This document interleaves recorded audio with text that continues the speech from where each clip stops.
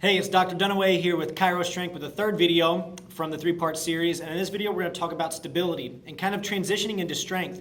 Because once you have done the soft tissue work, you've done this mobility work, you really have to make sure that the patterns are there to support that. Because if the patterns aren't there and the strength isn't there to support that new mobility, you're just going to kind of keep doing the same thing over and over.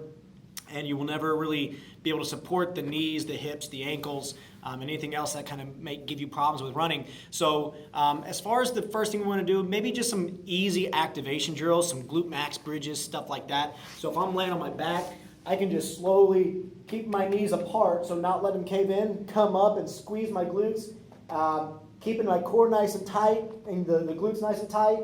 Maybe do some marches if I want to do that, but just so you can feel the glutes activate. But really the bulk of this video is going to be teaching you some single leg drills to really improve the coordination and the balance that you need to be on one leg like you are most of the time when you're running. And so I'm going to use the single leg deadlift and the single leg squat for both of those. So the single leg deadlift, for a maintenance standpoint, it's a movement pattern. So you don't have to load it up. It's not an exercise. But what it looks like is if I'm balancing my left foot, I'm going to take my right hand just like you would be if you were running.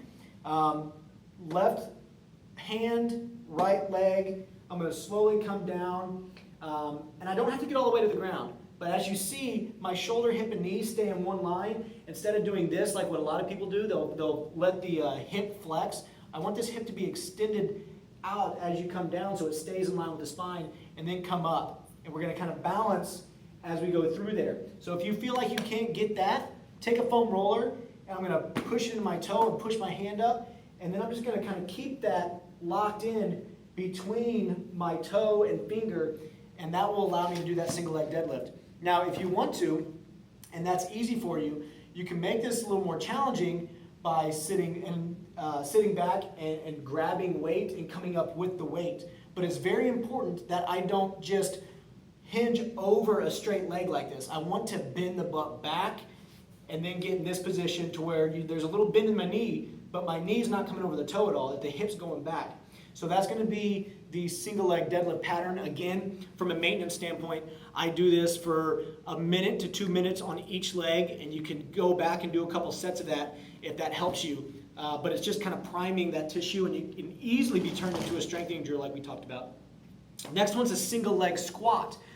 So in a single leg squat, what's different is that knee is going to come forward a little bit. So you have to get that knee capable of coming forward without hurting, because when you're going downhill or uphill, that knee's going to come forward.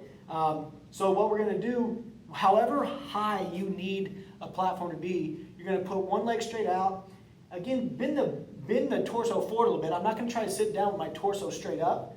Let the torso come forward a little bit, and then slowly try to sit down into this chair and back up. And again, it might be a chair with something stacked up in it, so you're only coming down about 6 inches and coming back up.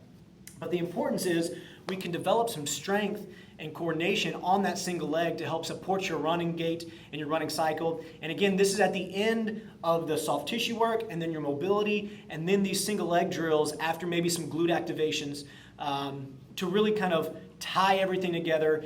And that can easily be a 15-minute routine that you do, not as a warm-up, not as a cool down, but as a maintenance routine independent of your running.